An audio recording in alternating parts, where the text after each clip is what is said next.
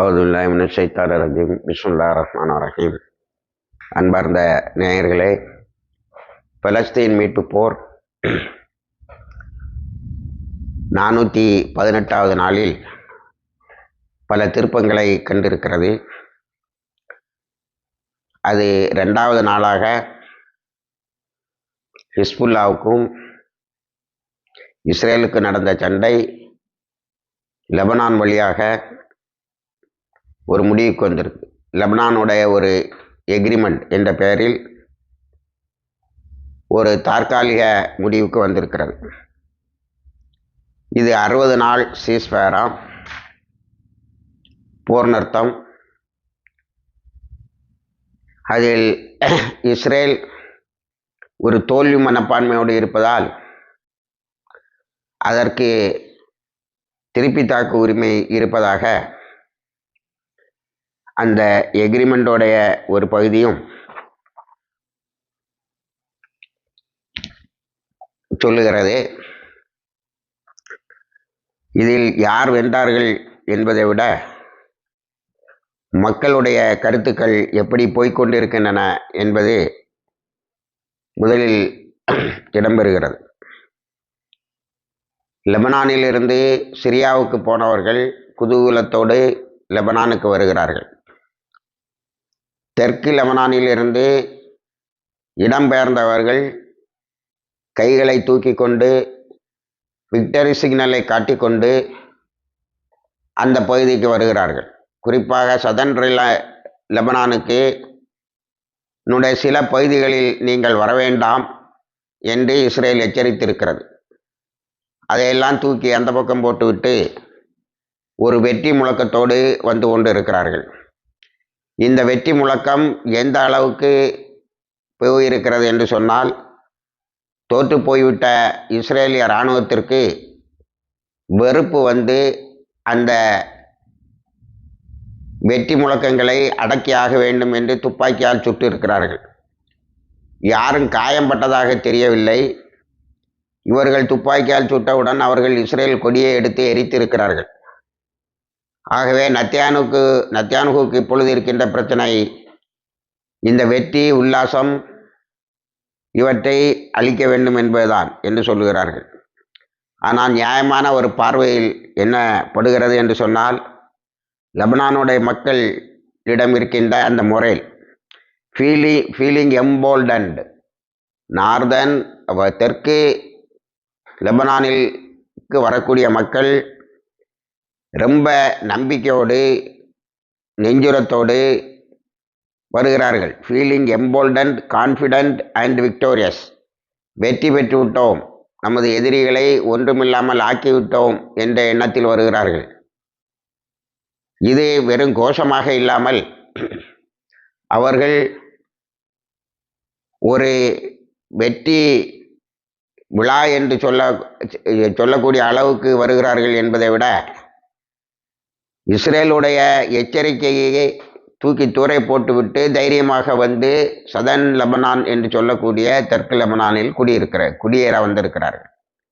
அப்போ அவங்கள்ட்ட இஸ்ரேலுடைய படையை பற்றிய அச்சம் அறவே போய்விட்டது. நாம் தான் வெற்றி பெற்றோம், இன்னும் நம்மால் வெற்றி பெற முடியும், இஸ்ரேல் எதுவும் செய்ய முடியாது என்ற எண்ணத்தில் வந்திருக்கிறார்கள்.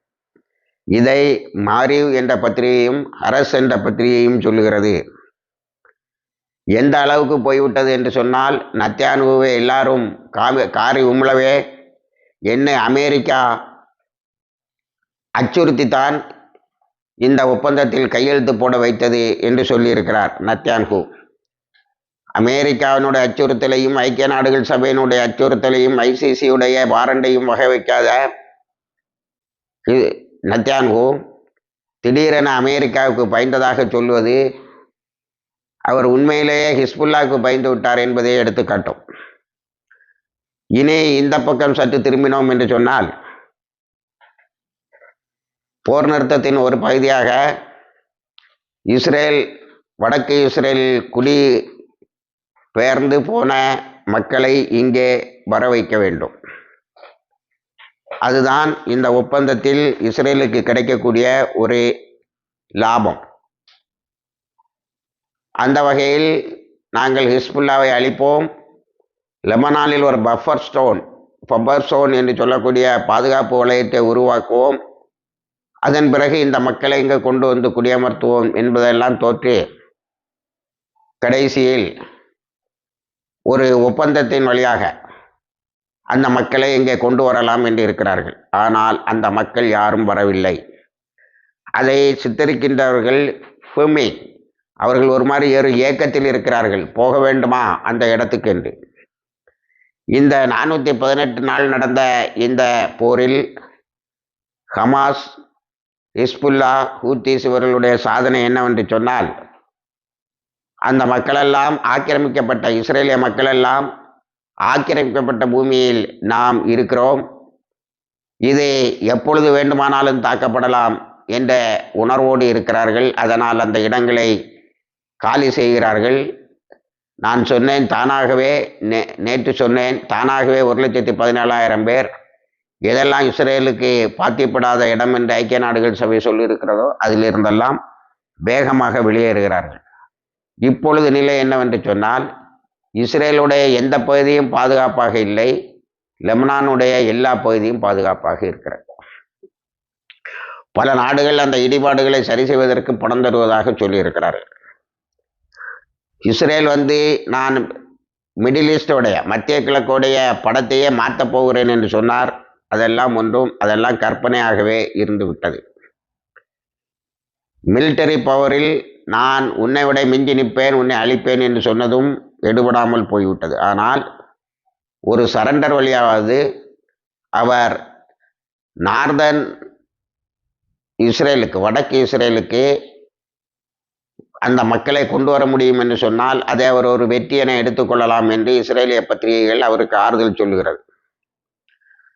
லிபர்மேன் என்பவர் சொல்லுகிறார், நீ இஸ்ரேலையே அழித்துவிட்டு சரண்டர் ஆவதற்கு பதிலாக முதலிலேயே அமெரிக்காவின் கால்களை ஒழுங்காக பிடித்து போரை நிறுத்தி, காசாவிலும் போரை நிறுத்தி, நீ அந்த அழைத்து செல்லப்பட்டவர்களை மீட்டு கொண்டு வா என்று சொன்னதை நீ கேட்கவில்லை.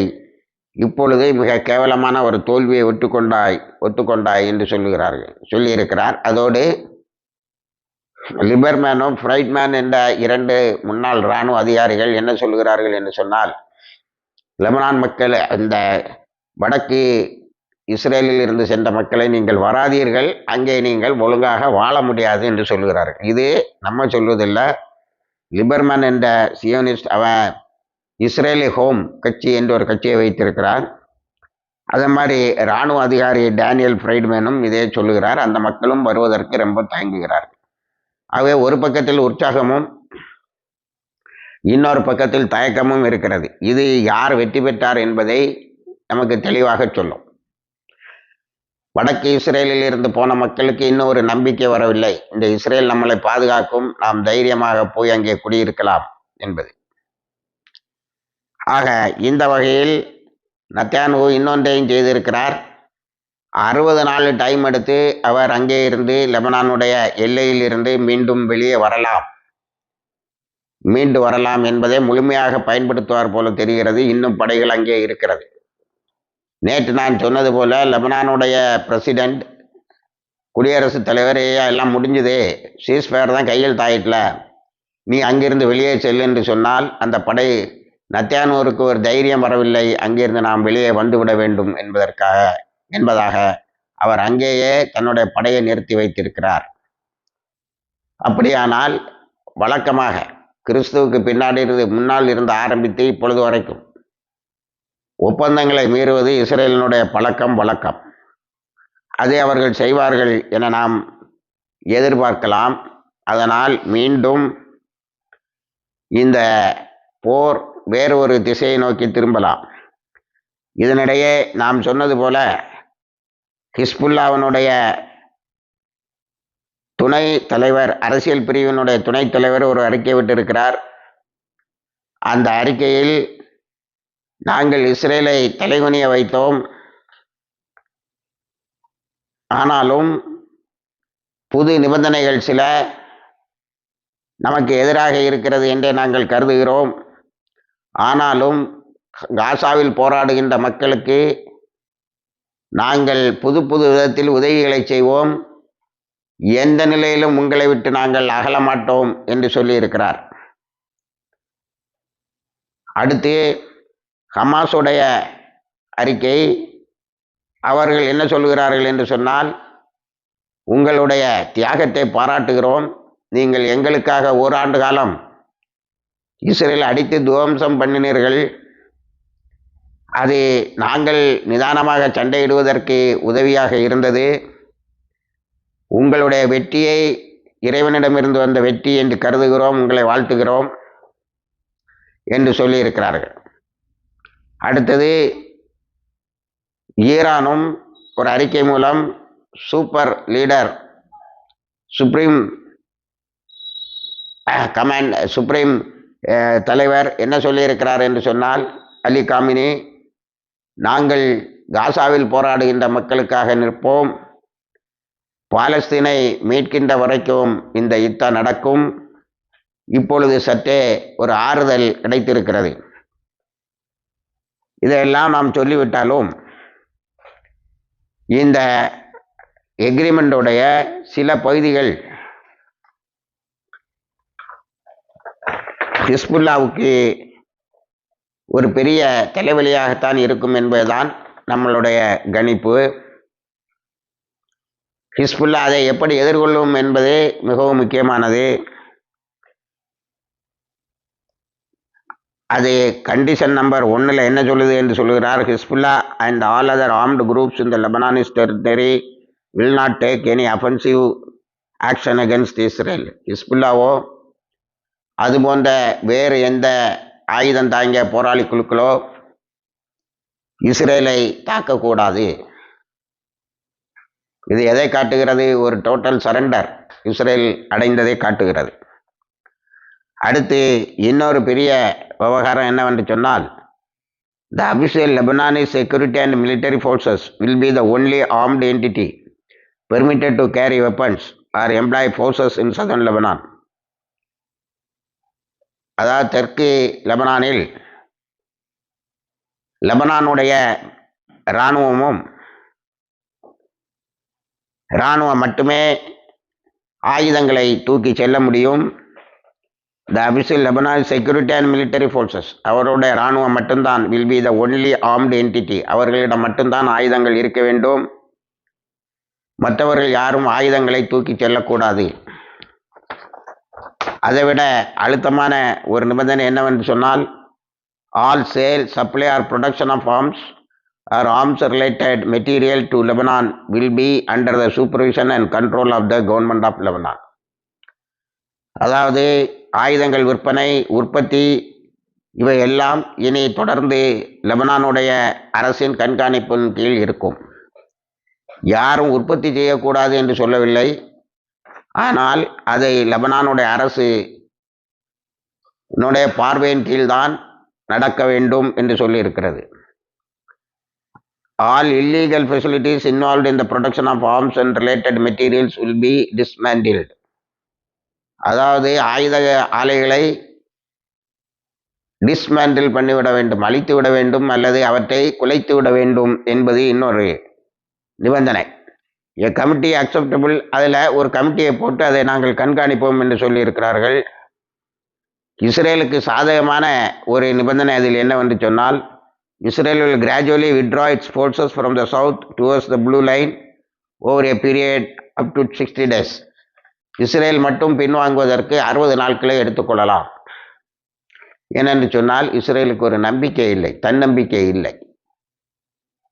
அது போன எந்த திட்டமும் அங்கே ஈடுபடவில்லை. இனி ஒரு பாதுகாப்பு வலயத்தை ஏற்படுத்தினால்தான் நார்தன் காசாவில் இருந்து நார்தன் இஸ்ரேல், வடக்கு இஸ்ரேலில் இருந்து போன மக்கள் வருவார்கள் என்று சொன்னால் இஸ்ரேலுக்கு அதில் மிகப்பெரியதொரு தலைவலி இருக்கிறது. ஏனென்று சொன்னால் ஒப்பந்தத்தின்படி அவர்கள் அங்கு எதையுமே செய்ய முடியாது, உடனேயே அவர்கள் இருக்கின்ற நிலைகளில் இருந்து வெளியே வந்துவிட வேண்டும். இதனிடையே சேனல் 13 ஒரு சர்வேயை நடத்தியிருக்கிறது, ஒரு ஆய்வை நடத்தியிருக்கிறது. அந்த ஆய்வில் 61% இஸ்ரேலிய மக்கள் நாம் தோற்றுவிட்டோம், இழந்து விட்டோம், இனி இஸ்ரேல் நமக்கு சதமல்ல என்ற முடிவுக்கு வந்ததாக சொன்னதாக அந்த ஆய்வு குறிப்பிடுகிறது. ஆக இது ஒரு விதத்தில் இந்த நிபந்தனைகளை பார்க்கும்போது இந்த நிபந்தனைகளில் சொல்லாமல் ஒரு சொல்லை அங்கே சேர்த்திருக்கிறார்கள். அது என்னவென்று சொன்னால், அமெரிக்கா விரைவில் காசாவோடு ஒரு போர் நிறுத்தத்தை கொண்டு வரும் என்று. ஹிஸ்புல்லா காசாவோடு போர் நிறுத்தத்தை முடித்துவிட்டு எங்களிடம் வாருங்கள், நாங்கள் ஒத்துக்கொள்கிறோம் என்று சொல்லியிருந்தால் மிகவும் நன்றாக இருந்திருக்கும் என்பது நமது கருத்து. இப்பொழுது இஸ்ரேல் தன்னுடைய தாக்குதலை காசாவில் நிறுத்தவில்லை, இன்னும் அதிக வேகத்தோடு தாக்கிறது. அர்பின் என்ற 2 பள்ளிக்கூடங்களில் அகதிகளாக இருந்தவர்கள் மீது குண்டுகளை பொழிந்திருக்கிறது. அந்த குண்டுகளை பொழிவதற்கு வசதியாக அமெரிக்கா இந்த பக்கம் நாங்கள் போர் ஒப்பந்தத்துக்கு பேசுகிறோம் என்று சொல்லிக்கொண்டு $680 மில்லியன் ஆயுதங்களை வழங்க ஒரு ஒப்பந்தத்தை போட்டிருக்கிறது. அமெரிக்கா எப்போதுமே இலவசமாக வழங்கியதாக எனக்கு தெரியவில்லை. ஒரு $3.8 பில்லியன் வாக்களித்த அந்த உதவியை தவிர இதுவும் ஒரு வியாபாரம்தான். ஆனால் ஹிஸ்புல்லா சற்றும் தளராமல் தங்களுடைய தாக்குதலை அதிக வேகத்தோடு நடத்தி கொண்டிருக்கிறார்கள். நேற்று மட்டும் 40 இஸ்ரேலிய இராணுவத்தினரை அங்குமிங்குமாக கொண்டிருக்கிறார்கள். லிபர்மேன் அண்ட் ஃப்ரைட்மேன் தங்களுடைய அறிக்கையிலே சொல்லுகின்ற போது சொல்லியிருக்கிறார்கள், நேற்றும் நிறைய பிணங்களை அள்ளி இருக்கிறாய், காசாவில் நித்தமும் செத்து கொண்டு இருக்கிறார்கள், ஒரு மணி நேரத்துக்கு ஒருவன் அல்லது 2 பேர் என்று இறந்து கொண்டே இருக்கிறார்கள். நீ அந்த இடத்தை ஒரு ஒப்பந்தத்தோடு முடித்து அந்த அழைத்து செல்லப்பட்டவர்கள் அழைத்து வைத்திருக்கலாம். அது அல்லாமல் ஹிஸ்புல்லாவிடம் மொத்தமாக நீ சரணடைந்து விட்டாய். அது மிகப்பெரிய அநியாயம். நீ ஹிஸ்புல்லாவை எந்த நிலையிலும் ஆயுதமற்றவர்களாக ஆக்க முடியாது. இப்பொழுது இருக்கின்ற இந்த ஒப்பந்தம் கூட ஹிஸ்புல்லாவை நிராயுதபாணியாக ஆக்குவதாக இல்லை. அவர்கள் இன்னும் தங்களுடைய பணிகளையும் போர் தந்திரங்களையும் வளர்த்து கொண்டே தான் இருப்பார்கள் என்று சொல்லியிருக்கிறார். இந்த 3H என்று சொல்வேன், Hamas, Houthis and Hezbollah. Houthis நேற்று ஒரு அறிக்கை விட்டு இருக்கிறார்கள், இவ்வளவு நாளும் நீங்கள் ஹசன் நஸ்ருல்லாவினுடைய இழப்பு உட்பட பல இழப்புகளை சந்தித்து கடைசியில் 5வது முறை இஸ்ரேலை தோற்கடித்து சரணடைந்தே வைத்து ஒரு ஒப்பந்தத்தை கையெழுத்து போட வைத்திருக்கிறீர்கள். ஆகவே உங்களுடைய வெற்றியை வாழ்த்துகிறோம். நாங்கள் நிலைகுலையாமல் காசாவில் போராடுகின்ற பாலஸ்தீன மக்களுக்கும் நம்மளுடைய ஒருங்கிணைப்பை இன்னும் அதிகமாக்கி மொத்தமான பாலஸ்தீன விடுதலைக்கும் நாம் திட்டங்களை வைத்து செயல்பட வேண்டும் என்று சொல்லியிருக்கிறார்கள். அதோடு இஸ்ரேல் இப்பொழுது மிகப்பெரிய ஒரு அழகில் இருக்கிறது. இஸ்ரேலிய மக்களுடைய மொரேல் என்று சொல்லக்கூடிய அவர்களுடைய உறுதியும் நிலைப்பாடுகளும் கலைந்து போய்விட்டன. இதை நெத்தன்யாஹு மீட்க முயலலாம், ஆனால் நாம் அதற்குள் இஸ்ரேலை மீட்கின்ற பாலஸ்தீனை மீட்கின்ற பெரும் பணியை செய்ய வேண்டும் என்று கேட்டுக்கொண்டிருக்கிறார்கள். ஹமாஸும் ஹிஸ்புல்லாவும் அதே போல இனி ஒருங்கிணைந்த ஒரு பெரிய ஏற்பாடை நாம் செய்ய வேண்டும் என்று சொல்லியிருக்கிறார்கள். ஆகவே இந்த போர் நிறுத்தம் பாலஸ்தீன மீட்பை முடித்து விடாது. அவர்கள் மீண்டும் வேறு வழியாக இஸ்ரேலுக்கு பாடம் புகட்டுவார்கள், பாலஸ்தீனை மீட்பார்கள் என்று எதிர்பார்ப்போம். இணைந்திருங்கள். எல்லா தகவலையும் கொண்டு வந்து சேர்க்கிறோம். வாகிர் தவான் அல்ஹம்துலில்லாஹி ரப்பில் ஆலமீன்.